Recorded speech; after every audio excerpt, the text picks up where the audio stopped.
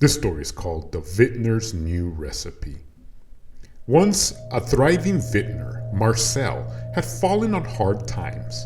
His vineyard was failing and his wines were no longer selling.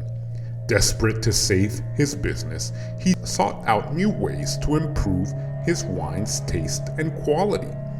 After many failed experiments, Marcel stumbled upon a terrifying discovery.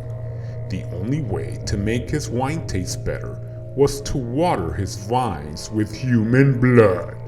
At first, he was hesitant, but his desperation for success overpowered his conscience. He began to lure unsuspecting people to his vineyard in hopes of giving them free wine, promising them a tour and taste the most tastiest wines. But once they were alone, Marcel would knock them out and drain their blood into his watering can.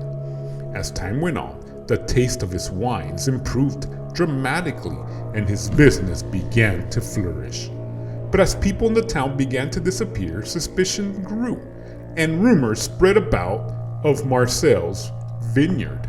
People started to avoid his wines and his reputation quickly deteriorated.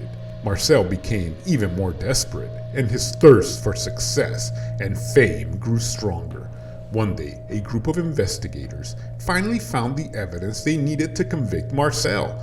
They discovered a hidden room in his vineyard filled with the remains of his victims. The truth about Marcel's secret ingredient was finally exposed, and he was sentenced to life in prison. But the story doesn't end there. Years later, other vintners in a different part of town stumbled upon Marcel's recipe. They began experimenting with adding human blood to their wines and found that it made their wines taste even better. The cycle of horror and desperation continued, and the people of the town never knew what they were drinking.